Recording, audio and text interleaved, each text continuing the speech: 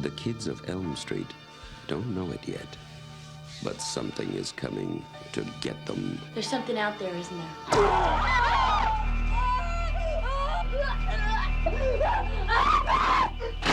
We just see cuts happening. What did that, Lieutenant? I don't know.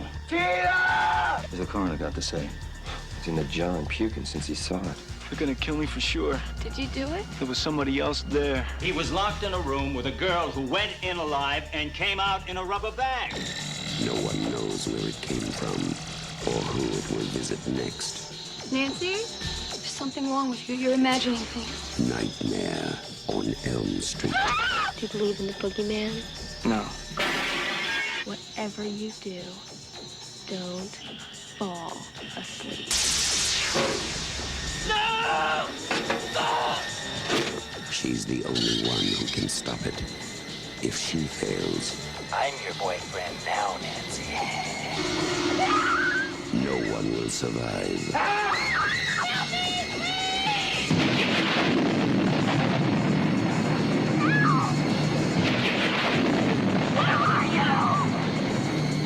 From Wes Craven, director of The Hills Have Eyes and Last House on the Left, a new masterpiece in fantasy terror, Nightmare on Elm Street.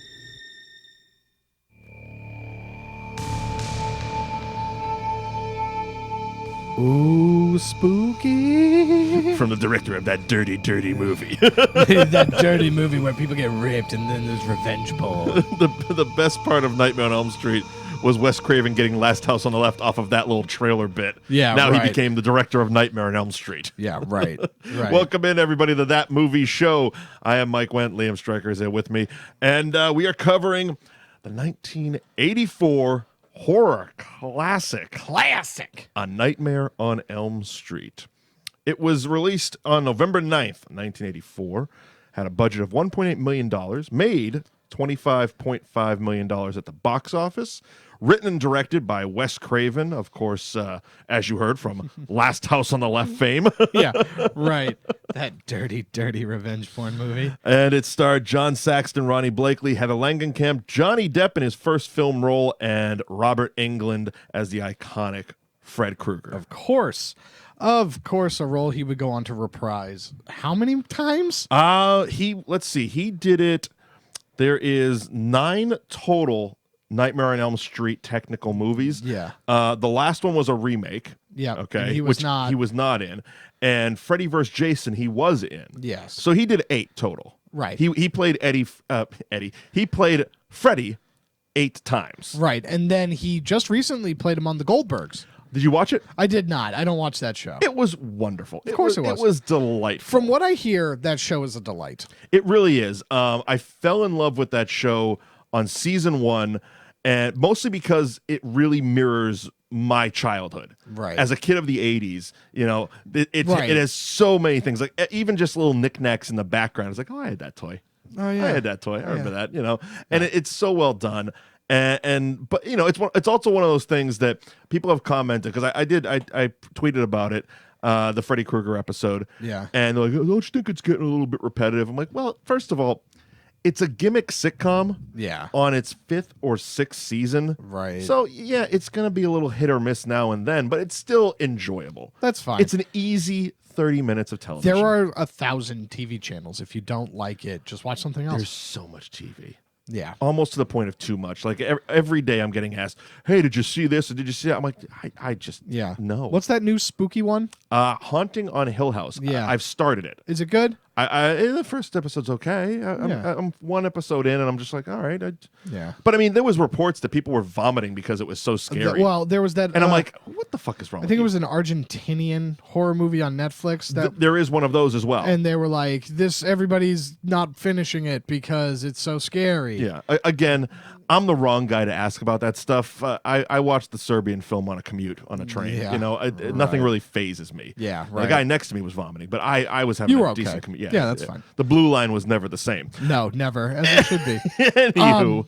Before we get into Nightmare on Elm Street, Sure. we both this week saw very different movies. Uh-huh. And one was tied into a movie that we've done on this show before. I saw the new Halloween. You saw the new Halloween. So how was that? Loved it.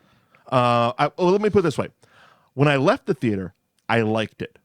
The more it sat with me, the more I enjoyed it. So we talked about in the actual Halloween episode, we talked about how I was not a fan of the fact that they just discounted everything from 2 on. Yep. Right? Did they make it work? Was it worth it? Yes.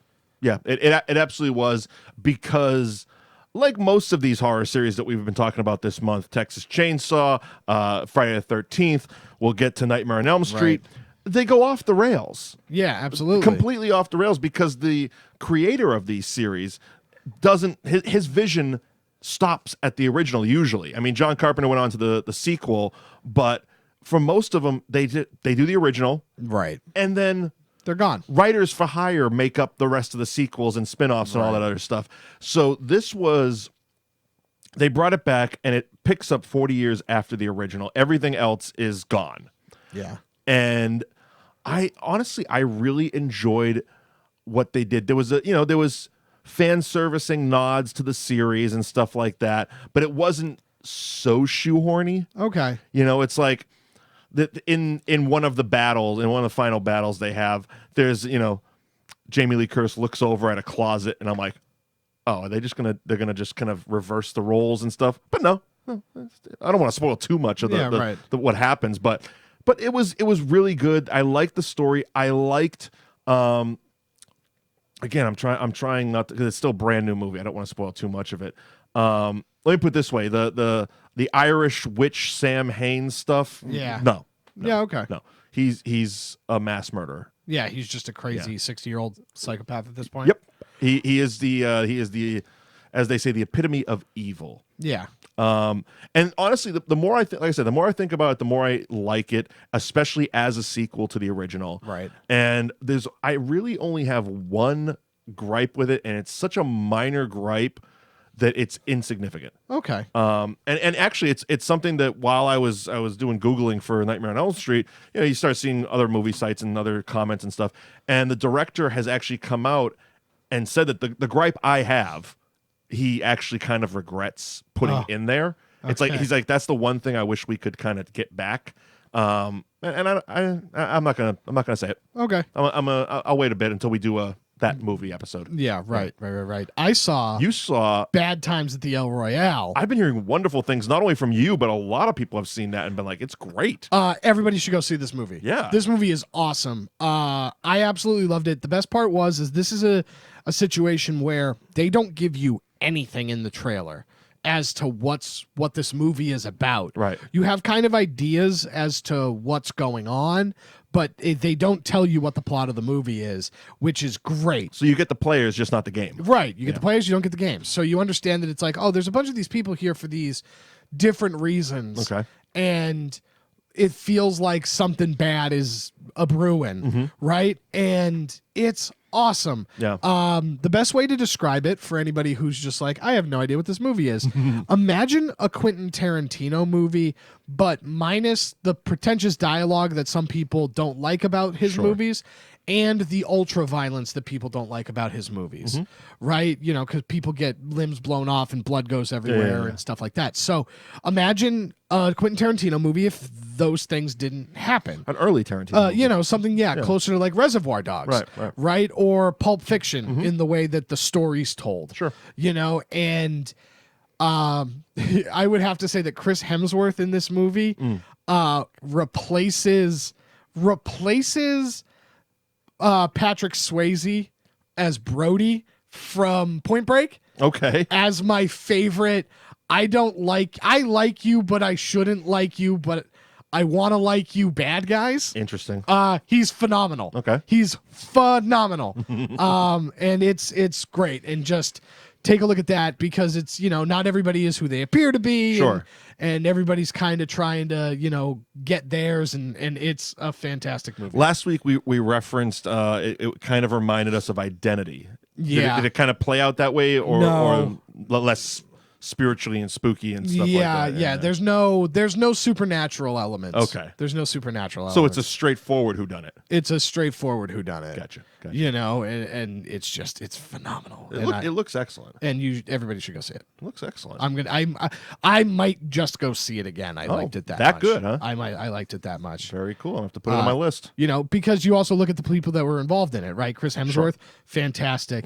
You have John Hamm, who's also always fantastic. Jeff Bridges. Yep. And it's it's kind of in the same way that John Wick builds this little world of the Continental Hotel. Yep. And you're like, this is really cool, and I want to kind of see what's happening. The El Royale is kind of like that. Gotcha. Very cool. On to Nightmare on Elm Street. A Nightmare on Elm Street. Yeah. So looking again, as I do, watched all of them, including the remake. Right. Wrapped up the remake yesterday. It's funny because of all the movies we've covered, this is actually one of the lower grossing ones. Yeah. While still making money because it's a low budget movie. And all of them kind of come in around the lower budget range. The most expensive one was the remake at $35 million. And that also, and again, it's weird because they don't adjust for, inflation and when Nightmare on Elm Street came out in 1984, ticket prices were $5. All of a sudden the remake comes out and they're $20. It's a little different. Yeah. But that was the highest grossing one worldwide at $115 and change million. Freddy vs. Jason was the second one. And then, but those also, again, they came out decade after. You know what I mean? Actually, decades after. The Freddy vs. Jason was 2003. Remake was 2010. So the actual core series, the core 7 movies, from A Nightmare on Elm Street through Wes Craven's New Nightmare. Yeah. Because most people, most purists, if you will, of the series, look at those 7 movies as the series of movies. Yeah, okay. And then the other 2 are kind of just separated in their own world, while Freddy vs. Jason still exists in the world because of Robert Englund and the tie-ins. It's also its own entity. Well, I feel like Freddy vs. Jason is kind of this weird Elseworld story that doesn't exist in either continuity. Yeah. While still existing in both. While still, yeah, right. It's neither here nor there. It's in the upside down. Yeah, right. That's a perfect way to put that. The highest grossing Nightmare on Elm Street from the original series was 4. Yeah, okay. Which one's that? That's the Dream Master. Yeah. Which basically 3 and 4 were kind of connected. Yeah. Because a lot of the survivors of 3 go on to 4, but get killed off within the first 15 minutes or so. Right.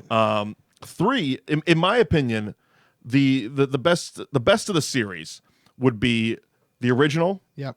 Followed by Wes Craven's New Nightmare. Yeah, that's the one where they're making the movie, right? Yes. Okay, It was basically Wes Craven dipping his hands into the meta shit right before going into Scream. Yeah, he tested it out with New Nightmare. You can see there's a lot of camera styles that are similar. The phone, which I completely forgot that how many times the phone rings in New Nightmare. But it's actually the same exact. Because I grabbed Scream, and I'm like, that can't. It's the same tone, it's the same phone effect. That's funny. As in Scream. So it was interesting to see him almost like testing the waters of, because he was, for a while, Wes Craven was actually, they say it in the movie, but he was actually done with horror. Yeah, he did want like to do it anymore.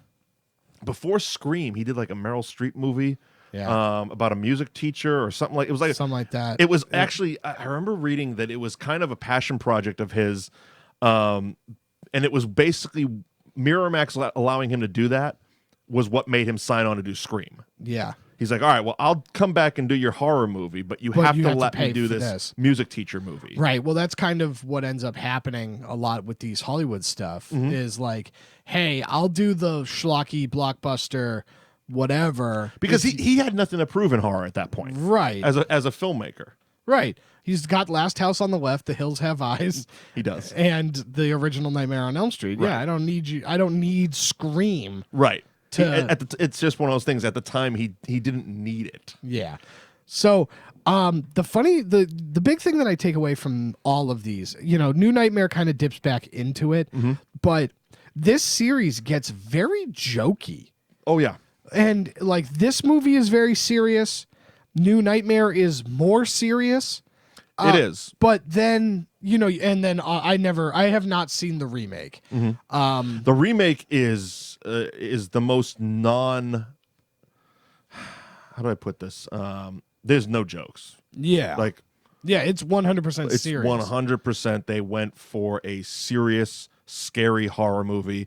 I'm sure we'll dip in and out of the conversation, but so originally, the character of Fred Krueger was a child molester. Right.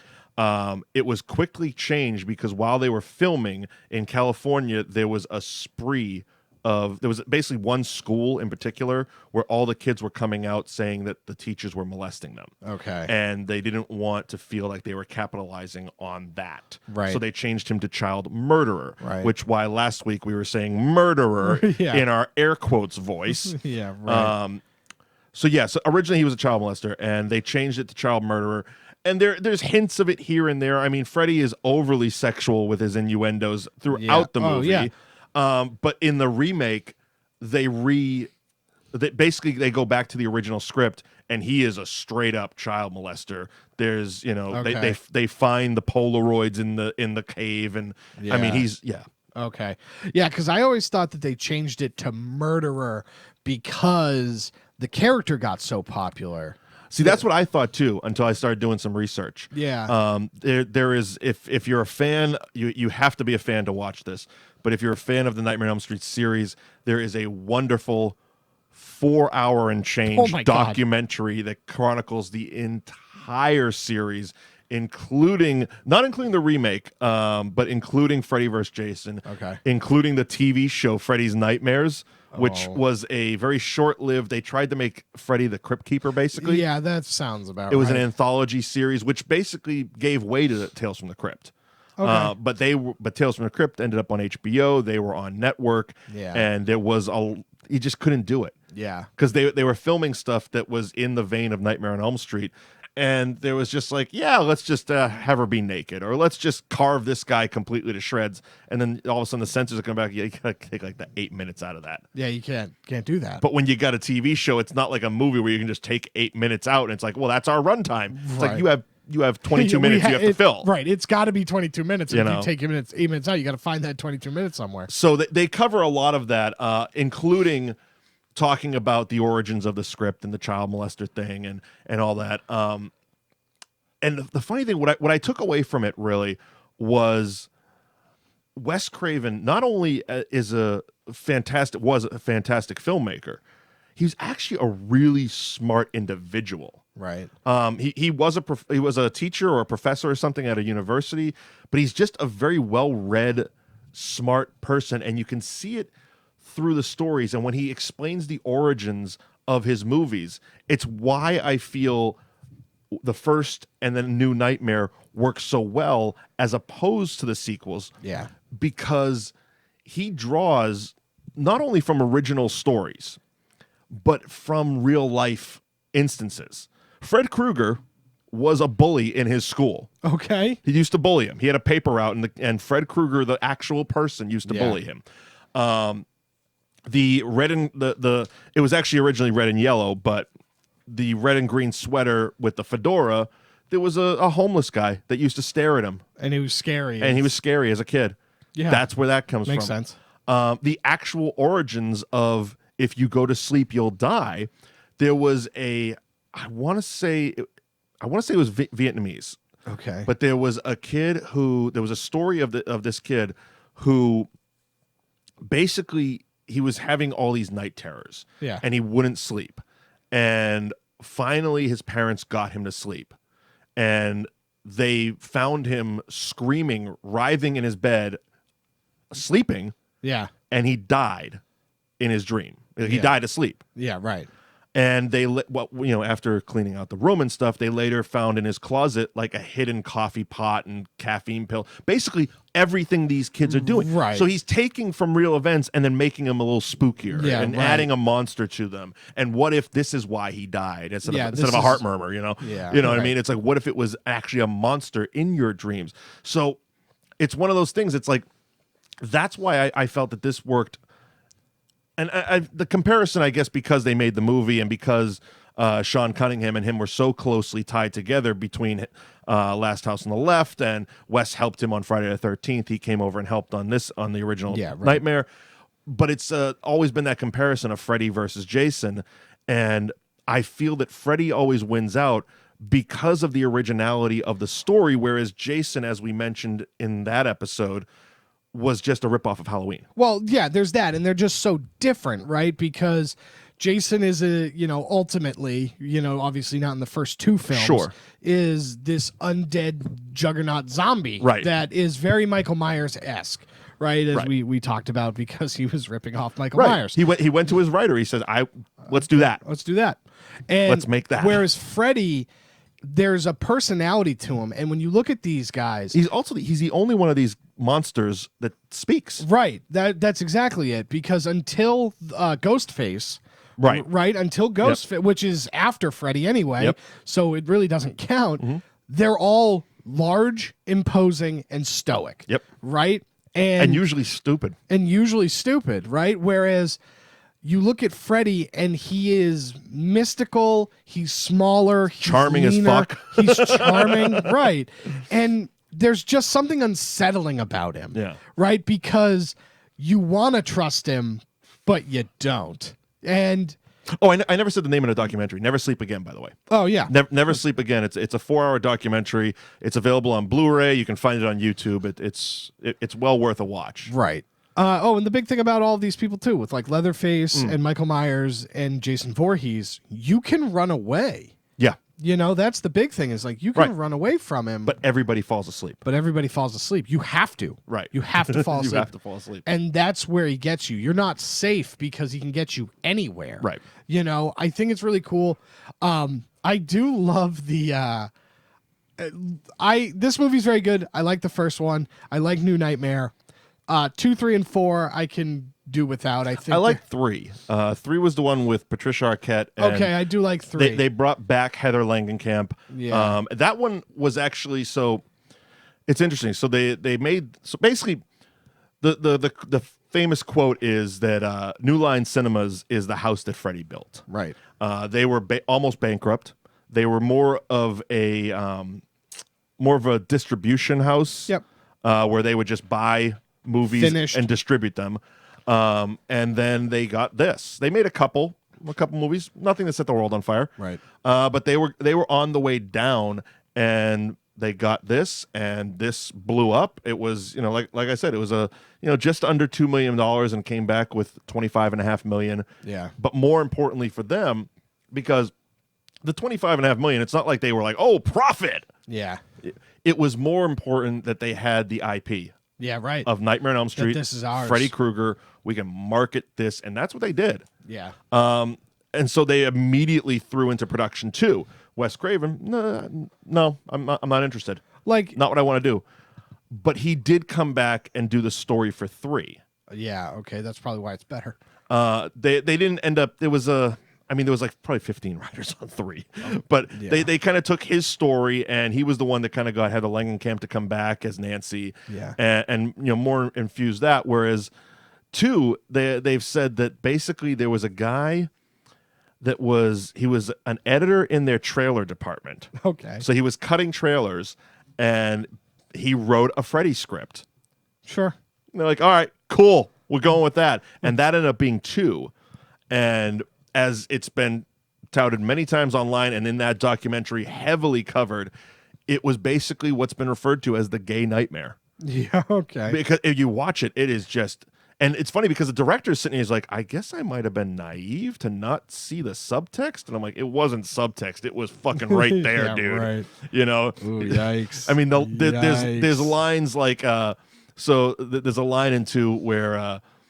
Freddy's trying to. It's weird because Freddy exists in the real world. That's why 2 didn't really work for me. That's right. He gets brought into the real world. He has a human avatar. Yeah. But he also kind of shows up at times in real life when people are awake, and it didn't. They were basically breaking all the rules. Yeah, it didn't. Yeah. But the line where he's trying to stay awake and he goes to his friend's house. So it's 2 guys, and he looks at him. He goes, there's some guy, and he's trying to get inside of me. Cut to his friend. He goes, and you want to sleep with me?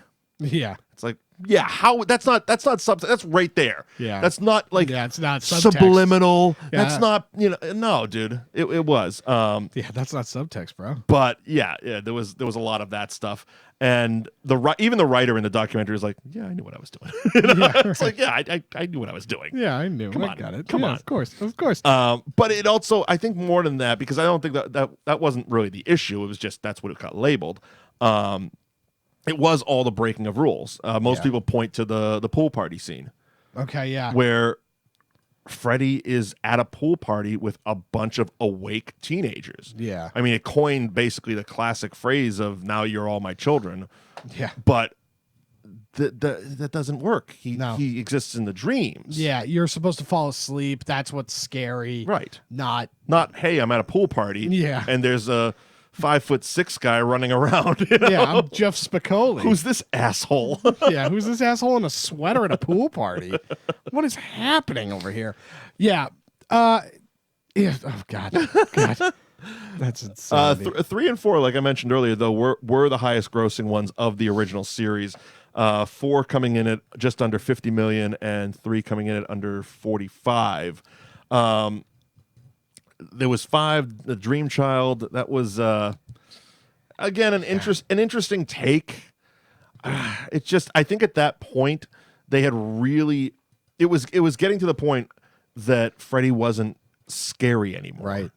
You know, because he had been so MTV'd out. You know, I mean, he was, at that point, he had already done the TV show. Yeah. You know, he was all over the place. Literally, the only thing I don't think he's ever done is SNL. I don't know. That'd be cool, though. Right? I want to Google that one because he probably has shown up. Well, he's probably shown up. I would love to see. I don't think Freddy Krueger's hosted SNL. I would love to see Freddy Krueger host SNL. But that'd be fun, right? I'd enjoy the hell out of it. That'd be a fun Halloween episode. Also, like David S. Pumpkins hosting Saturday Night Live. They tried that animated thing was just it was awful. It was awful. I was so disappointed. It wasn't for kids and it wasn't for adults. I was don't know who so it was for. excited for that, and I'm watching. I'm like, what did you do? Yeah. What did you do? Yeah. You didn't understand. You blew it. You blew it. You were the chosen one. And you blew it. You were the chosen one. Yeah, so I mean, if 5 was what it was, but that pushed us on to the 6th, Freddy's Dead. Yeah, the final nightmare, which the original writer was Peter Jackson. Really? Yep. It wasn't epic enough, I guess. Well, his story was just so fucked up and out there. Yeah. Basically, his story was Freddy at this point. They were playing off the reality that Freddy wasn't scary anymore. Right. And he basically penned it that Freddy was this old, broken down, homeless guy in Dream World, and that the children of Elm Street would actually force themselves to go to sleep to go fuck with him. Okay. To make fun of him, kick him, and just right. And basically, he you know what? I don't think I've seen this one. He kills one by accident. This is all in the original script. Yeah, okay. And they just, it didn't work for them. And then somebody had this other script about, well, he's got a daughter and the backstory and blah, blah, blah. Basically, what we ended up seeing was, 3rd or 4 writers deep. But yeah, the original one was Peter Jackson, which the plus side of that whole ordeal is it infused him into New Line, which then produced Lord of the Rings. Yeah, right. But that would have been a movie I'd like to see still. That sounds way better. That sounds like an interesting take. Where it's they definitely went a lot campier and cartoony. Yeah, right. Even to the point of just stunt casting a bunch of cameos. I mean, Tom and Roseanne Arnold were in it. Okay. Because it was basically so basically the town of what is it, Springwood? I believe. Springwood. It's close enough. Basically, there's no more kids. The town is just no kids. They're all gone. Whether they've been shipped off to mental homes or whatever, there's no more kids. Yeah, right. But there is one kid left, and it starts with him on a plane. Okay. And it was very that that episode of The Twilight Zone. Shatner did it, and then Lithgow was in the movie. Yeah, right. You know, it's on the wing of the plane. Something along those lines. Freddy wasn't on the wing of a plane, but it was just, you know, anytime I see somebody panicking on a plane, it's That's just what you think of. yeah. A fat woman calls him a pussy in it. Weird. Yeah, okay. So he's the last, and Freddy's trying to get him back into Right. Springwood, and then we find out that Freddy has a child. So all the while, this kid who's John Doe believes, oh, he can't kill me because I'm his son. Right. Well, it turns out that his psychiatrist is actually the daughter. Okay. So the whole point of it was to get her back. Yeah, right. They also, you know, they have a couple stowaways from the cuckoo house. Yeah, of course, naturally. All, you know, your favorite stereotypes. You know, the deaf kid, the kickboxing chick who was touched as a kid, Yeah. and then Breckin Meyer playing Jason Mewes. Okay, yeah. They had a guy playing Breckin Meyer playing Jason Mewes in Freddy vs. Jason. Might as well have him in this one too. Right, yeah, right. Might as well. Years earlier, before Jason Mewes was Jason Mewes. But yeah, so it was very cartoony. It was the one with the Power Glove joke and the you know all the video game shit, and yeah, they even tried to wrap it up with the 3D gimmick for the last 10 minutes. Oh yeah. Which was so heavy-handed and so hack, and so basically, because I actually remember seeing this in theaters, and nobody knew when the fuck to put the goddamn glasses on. So they gave you glasses. You had 3D glasses, the old red and blue glasses. Yeah, and they just told you at some point put these on. There was like notes at the at like the counter being like, the last 10 minutes of Freddy's Dead, the Final Nightmare is in 3D. So, and it was actually a long description that if you didn't read it, you were going to be confused. Surprise, surprise. A lot of people were fucking confused because they weren't reading all the fine print. Right. It actually explains that when this character puts on the 3D glasses, it's almost like you know, every time a sitcom does 3D, Right. and you see the person on TV put on the 3D glasses, it's time for you to put on your 3D glasses. Right. Same shit. Yeah. So when Freddy's daughter is going into the dream world to bring him out so they can kill him, Yeah. Yaphet Kotto comes over and he's like, oh, you need these to see in the dream world.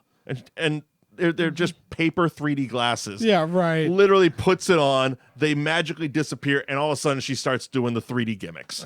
Pointing stuff at the camera, doing all, and I'm just like, Lame. all right. Lame. Let's do it. And much like we talked about with Jason 3D, or Friday the 13th 3D, the actors had more of a problem with it because they were having a hard time acting because it was more important to hit your 3D marks. Yeah, right. Because if you miss your mark even by, you know, a fraction of an inch, the whole shot's fucked. Right. We got to do it again and again and again. And then back then, you know, the camera was the size of this fucking room. Right. You know, they were giant. So that it was what it was. But Freddy was dead for quite a while. So much so, the marketing for the movie was actually better than the movie. Okay. In Hollywood, they actually had a full-blown funeral and burial for Freddy. Okay. And it, you know, covered by the media, lots of former cast. It was almost like a cast reunion type of thing. Yeah, they people kinda from the just had past them all movies there. are showing up and hanging out, and you know, it's like a high school reunion basically, but with a coffin. Yeah. You know. That's fun. Yeah. So Yeah, then we go. My favorite, I think, Freddy movie has to probably be Freddy versus Jason. it was a great movie. It was so fun. It was a fun movie, man. I just loved it because I thought that, you know, like we see at the end of that Friday the 13th, the final chapter, I think, is that the one? The one where the claw comes up from the ground and grabs Jason Goes to Hell. Jason Goes to Hell, that's it.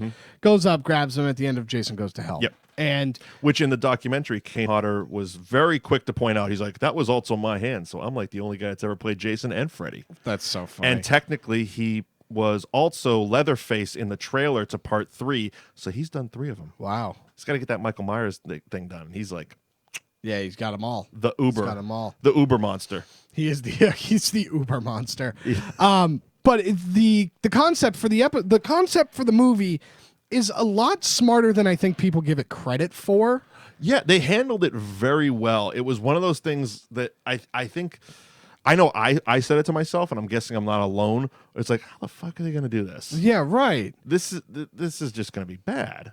Right. You know, it'll be fun, but Come on. Yeah, but it's great. But they handled it very well. Because the concept is that all the kids don't care about Freddy. They've forgotten about Freddy on Elm Street / I think they're drugging the kids. Is that also what's happening? So they don't have dreams. That and that is actually the drug in it, which I don't have the name in front of me.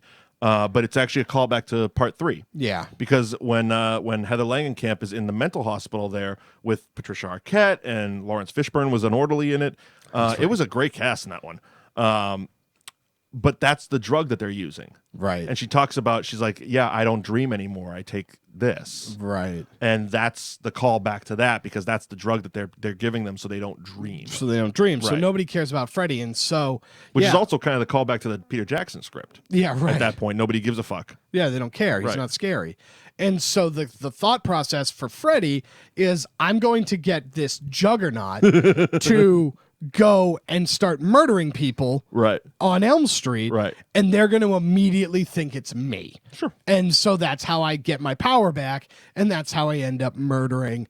And then the best part about it, because my favorite has to be that, yeah, he sets Jason loose on this town. Yeah. And Jason just starts murdering people like a rabid dog. Sure. And now he can't control him. Right. And so now he's like, well, I got to murder you, I guess.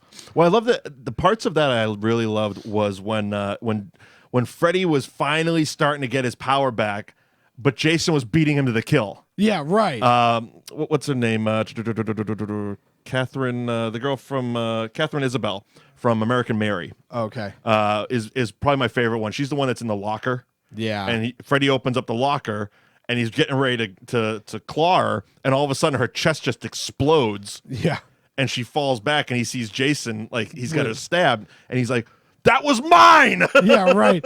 It was good. It was really, really fun. I thought it mixed the camp well with the horror. Like, it was fun, but it was a fun horror movie because people were dying, but at the same time, like, Freddy turned into a caterpillar.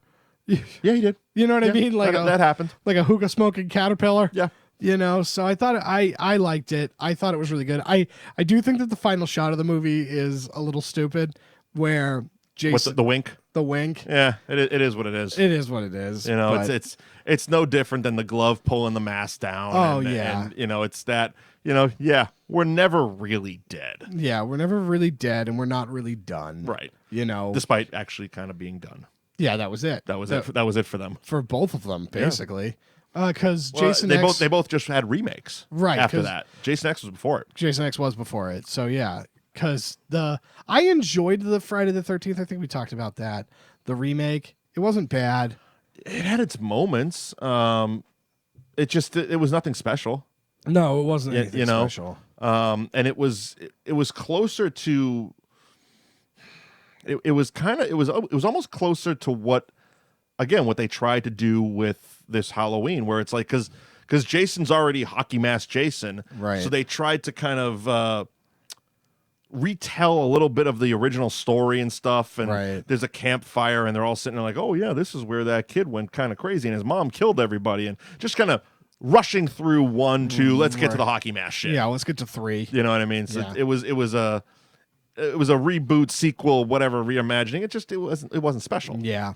Yeah. And then so we're watching Rorschach. When Rorschach came up and he was going to be Freddy, I was like, I don't know about this. Mm-hmm. I don't think you have the fun charisma that Oh, he definitely didn't. that we're looking for. He definitely did not, and almost that was kind of the point of it. Was what's his name again? Jackie Earle Haley, who of course started in the Bad News Bears. Yeah. But the Rorschach thing was actually what made them want to cast him, because they were seeing dailies and advanced copy, you know, rough cuts and shit, Right. And they're like, oh yeah, that's what we're looking for. Yeah. Because they were looking for the darker thing. They were going with the child molester instead of murderer. There wasn't jokes in the movie. Yeah. They were trying to go back and do a horror movie. Yeah. Which I give them a little bit of credit, but it's like, I don't know. We have, you know, since 1984, Yeah. it's Robert Englund. Well, there's that. And They've proven in sequels, because they tried in 2. Originally, they didn't want to pay Robert Englund's salary. So they literally said in the documentary, like, Well, he's just a guy in a rubber mask. Get a fucking stuntman to do it. And there's actually footage of the stuntman in the rubber mask. And as Robert Englund described, he's like, yeah, he just lumbered around like Frankenstein. He did. And the shots of him were just like very stiff and rigid. Right. And and they're like, oh, no, we gotta go. We gotta pay him. And my guess is, especially because he wasn't bragging about it, they probably paid him pretty well. Because it was probably like, oh, now you're coming back? Well, how about double? It's double. How about that's how this works. Yeah, right. You didn't want to pay me the first time. Right. Now you got to pay me more. Yeah. Because you need me. And we're going to long-term contract this. Yeah. Yeah. It's just, this is part of the problem that I have with like sequels and reboots and stuff like that, where it's like, if you're part of the character of Freddy Krueger is the fun. Right? There is a level of fun and, dare I say, playfulness with the character, and that's what sets him apart. So if you're just going to take that away, just do something else. Right. Don't have him be Freddy Krueger. Have him be something else. Well, it goes back to, even in the original, they were like, they thought the same thing. We'll just get a stuntman. And it's like, and then Robert came in and it's like, oh no, we need an actor. Right. We need someone to act because this guy has lines. He has personality. Right. He's not just a lumbering idiot. Yeah. Right. He's not a faceless monster. Right. And that's what sets him apart. Right. And that's what makes him so iconic. Right. It's because between him and I'd say Chucky. Yeah. Right. Who we'll never get to this year. Not this year. On the Halloween shows. No, but next year we'll probably get. Yeah, we'll probably do him, Pennywise. Yeah. That'd be fun. That'd be a good one. But Chucky. And it would only make me watch 2 movies. Yeah, right. Well, 3. It'll be 3 at that time, but yeah, it's better than 9 or 10. Yeah, right. I am exhausted. We only were gonna do the first one. Yeah, I have OCD about this shit. Yeah, it's especially fine. in October. Yeah, it's fine. Yeah, well, aren't you trying to watch like 100? Yeah, I'm in the 60s at this point. Oh Jesus. Yeah, and you only got like how many days left? It's the 27th. So 3, 4. 3. Okay. Yeah. Okay. Yeah, 4. Yeah. 4 days. I can do 30 movies. You can do 30 movies in 4 days. Yeah. I believe in you. I don't. I believe in you. I'm exhausted. You're gonna go watch 6 movies after we do this. Yeah. Plus, we got Boogie Nights next week. I gotta cool my palate down. Yeah, right. We gotta watch Boogie Nights.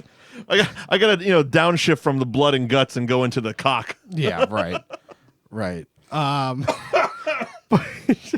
Segue. But that's the thing with Freddy Krueger and Cock? Chucky. Yeah, it's cock. Cock. Well, he was giving cock to those kids. He was. That's the Lots problem. and lots of the cock. Lots of the cock with the kids. Oh God, you feel bad about it because they had to write it out of the script. Patrick Swayze. Oh, I love Patrick Swayze. And when we watched Roadhouse and everybody was just trying to have sex. Oh, Dalton. Dalton. Oh, I want you to bounce at my bar, Dalton. And by bar, I mean my penis. Completely off topic. Yeah. I always forget that Wes Craven directed Vampire in Brooklyn with Eddie Murphy. Oh God, remember that? I was just looking at his IMDb. Yeah, that was a good attempt by Eddie Murphy. I mean, he was trying to get back to that Coming to America thing where he plays 8 characters. Yeah. It wasn't his audience, I don't think. I don't think it was his audience. I also think that there's it's a novelty that is because it wasn't a bad movie. Yeah, it's just a novelty that's fun once. Yeah. Because look at when he did it with the Nutty Professor. Right. He played it once in the Nutty Professor. It's a really, really funny gimmick. Sequel, not so much. Then wasn't there just a Meet the Clumps? That was a sequel. Oh, that was. I thought there were 3. Oh no, maybe I have no idea. Yeah, I think that. I only remember the 2. Yeah, because there's the Nutty Professor, the Nutty Professor 2, and then I think there's a 3rd one. I think Norbit. Oh God, and he played everybody. And it's just like that novelty wears off. I had so much hope for Norbit too. I didn't. Well, again, it's like you have hope, and it's like, oh, Eddie Murphy's doing something here, and it's kind of like a throwback to what he used to do, and his brother Charlie was one of the writers on it. I'm like, oh, maybe it's good, and then I see PG-13. I'm like, nope, not gonna be. Nope. Yeah. Skip. Yeah, nope, not going to be good at all. But yeah. So do we have to explain the plot of Nightmare on Elm Street? No, I don't think so. I think that everybody kind of knows. Everybody knows the plot. The girl Nancy she's the final girl in this one. A bunch of her friends are mysteriously dying in their sleep in gruesome ways. Most iconically is Johnny Depp. Johnny Depp, yeah, of course, in his first film role. Funny that there was actually a lot of famous people. The ones that I can remember off the top of my head, Charlie Sheen was one that was really close to playing that role. Okay. But he wanted $3,000 a week, and they weren't willing to pay it. Yeah, okay. Another one, I think Christian Slater was up for it. Basically, think of any like kid around that age range in '84, and they were up for it. Fun fact: Johnny Depp was tagging along. His friend was going to an audition for Nightmare on Elm Street, and he was just there to, much like the Anthony Edwards Fast Times. That whole crew was kind of like, oh, we're just here. Yeah, because you want to be in a movie. So Fast Times was Anthony Edwards and Eric Stoltz tagging along with Ali Sheedy on her audition. Right. Ali Sheedy didn't get in the movie. They did. Yeah. In this one, Johnny Depp was tagging along with his friend to an audition. His friend being Jackie Earle Haley didn't get into that one, but ended up playing Freddy in the remake. Yeah. Johnny Depp ended up getting the movie, and he got the movie because basically after they couldn't get Charlie Sheen to do it. For less than $3,000. Exactly. Wes Craven had it boiled down to I think like 3 or 4 people, and he basically laid their headshots out, and he asked his daughter. He goes, "Who do you think?" And she goes, "Oh, he's beautiful." Yeah. And it's like, okay, that's it. There we go. There we go. That's how Johnny Depp was cast in his first film. And he is beautiful. He is. It's funny because there was he on his Inside the Actors Studio. I remember him talking about Nightmare on Elm Street, and because of course James Lipton does his. And then in 1984, yeah, right. You played Glen in A Nightmare. Yeah, you're far too on Elm far Street. too into this. And Johnny Depp literally sitting there, and when he finishes long-winded explaining that, Johnny Depp goes, "Yeah, I got sucked into a bed. Not a bad gig." Right. Moving on. Yeah, moving on. But he clearly he likes the franchise, and Johnny Depp sounds like one of those. Again, I say these things, and then all of a sudden it clicks. Oh yeah, he's having some personal things going on, but I don't give a shit about that right now. The stories you hear about Johnny Depp, he sounds like really kind of a down-to-earth, cool guy, despite being a weird warlock. Yeah, I think that's the best way to describe Johnny Depp. Because he showed up in Freddy's Dead in a cameo. Yep. Playing himself in the Don't Do Drugs commercial. Yeah, right. This is your brain on drugs. Right. And then what happened was, so in A New Nightmare, in Wes Craven's New Nightmare, there was a scene for Heather Langenkamp's husband, and it's his funeral. Okay. If you look, a lot of past Nightmare cast members are just there at the funeral. Oh, cool. They don't have lines. But They're just there. But because she's playing Heather Langenkamp, they're there. Okay. So you have the Wes Cravens and the John Saxons who actually have roles in the movie, but then you got the guy who was like the Grease Tina's boyfriend in the original. Okay. You have Tuesday Wells who was in 3. There's random smatterings of cast members, and I guess someone asked him in an interview. They're like, "Well, why weren't you?" Asked Johnny Depp, "Why weren't you in that?" And he goes, "Well, nobody ever asked me." And I brought it up to Wes next time I saw him. Like, why didn't you just ask me? I would have shown up. Yeah. And it's like, how bad do you feel at that point? Oh, you got to feel bad. This is why I always say the worst anyone can say is no. Right. You have to ask Johnny Depp. You got to ask because you never know how somebody's going to feel about something. Can I show up for a day of work? Yeah, fuck it. I don't care. Yeah. Per diem. Well, I forget who it is, but it's like there's an actor that they're like, "Oh, he hates this franchise. He hates this franchise." Well, there's a lot of them. No, but there's a lot of people that do. Right. But then there's a bunch of them. Harrison Ford. Yeah, Harrison Ford. I don't know why you love being Indiana Jones so much and hate Han Solo. Right. Han Solo is way better of a character. And so much easier for you to play. Yeah.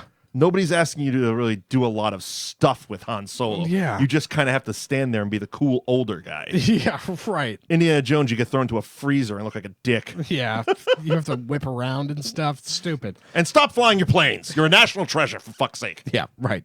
But somebody was just like, "You hate this franchise, and like, how come you didn't come to this reunion?" And it's just like, nobody asked me. Nobody asked. I actually like this. Yeah. Yeah. It's just like there is a lot of those, and you never know.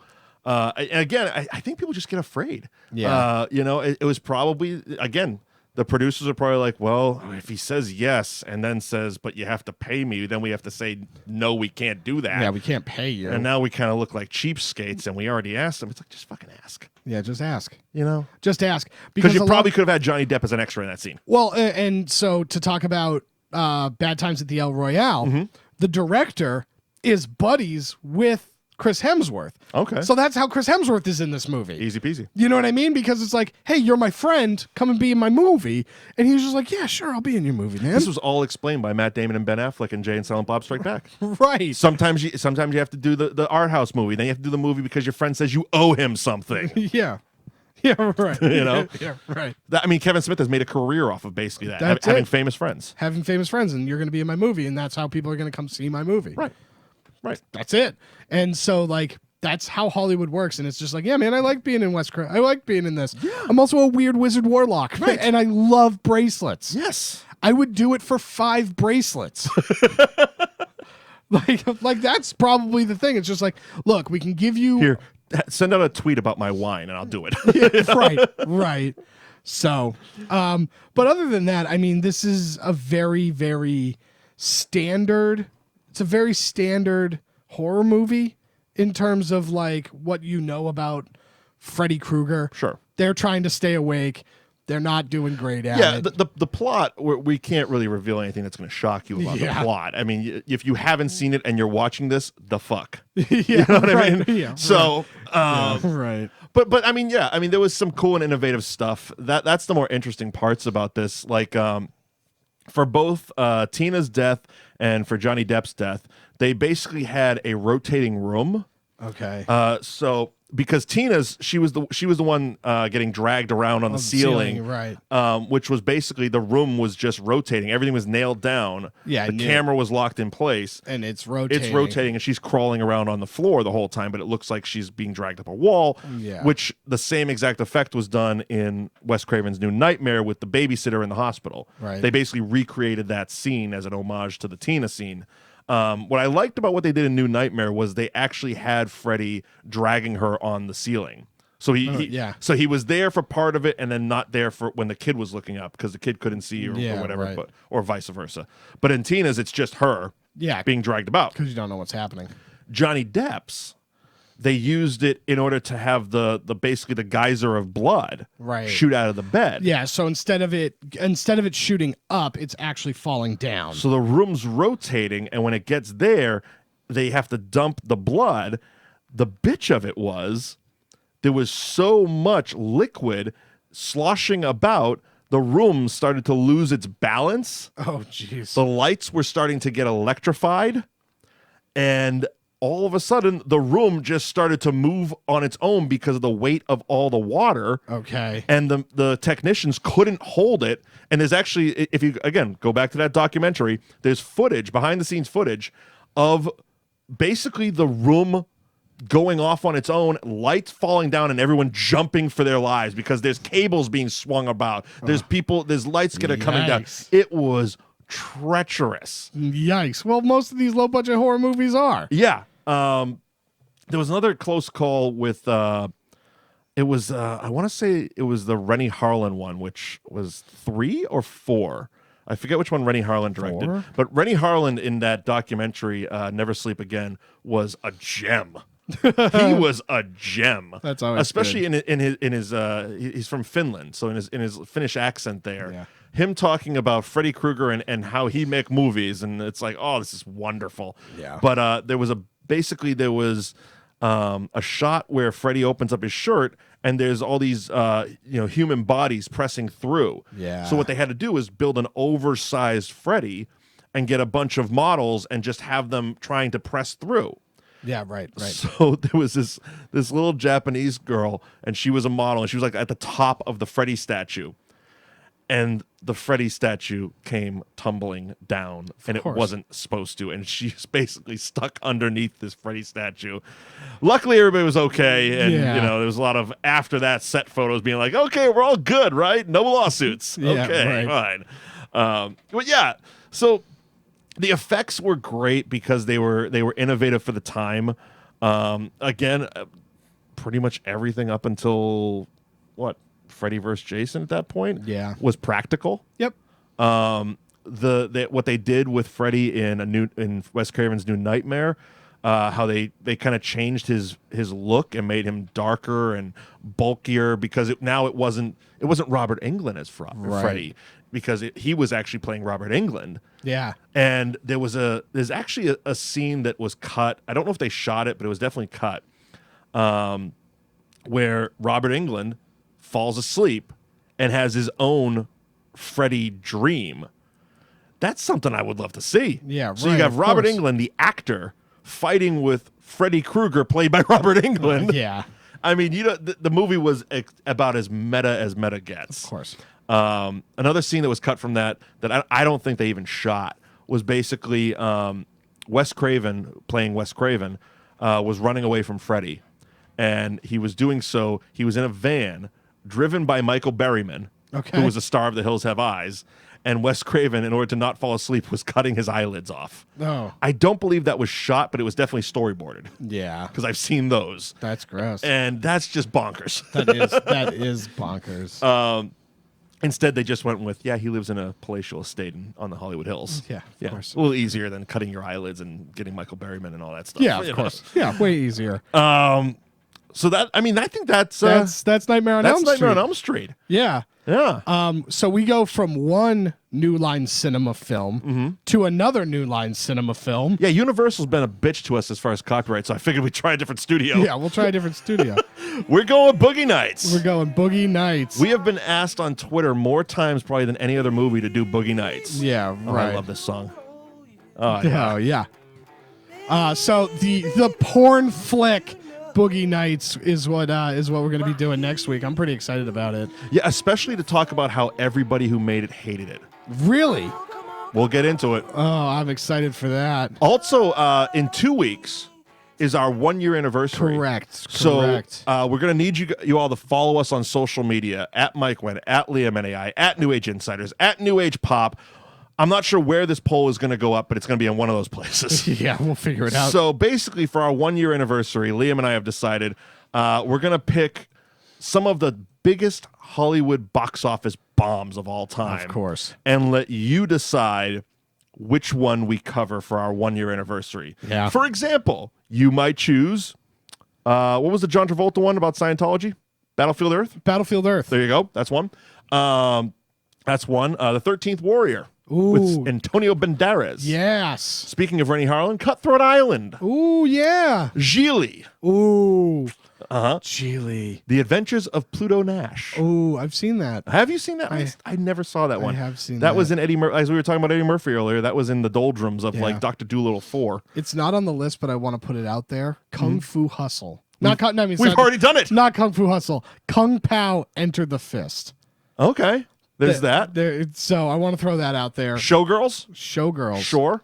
Because it doesn't have to be strictly box office. It could be critical bombs as well. Yeah. The Ghostbusters reboot. Ooh. You got some heat for that. I did. I got called an asshole by Oscar from The Office. Yeah, that's fun. On the Twitter machine. That's fun. Those aren't the list, but those are just some of the examples from the list of biggest box office bombs. Right. And we will post the choices for you to vote on our social media. I think we're going to post it. We're going to do a 2-week type of poll. Yeah. So we're going to start with 4, boil them down to 2, and then have the 2 compete against each other, and then we'll come back in 2 weeks with that one for our 1 year anniversary show. Be great. But coming up next week, Boogie Nights. Boogie Nights. The story of Dirk Diggler. Cannot wait for it. So thank you for joining us on That Movie Show. As I said, follow us on all forms of social media at Mike Wendt, at Liam NAI, hashtag That Movie Show, and we will see you next week for the Boogie Nights. Bye, everybody. The song. My heat will move your soul. Come on, come on, come on.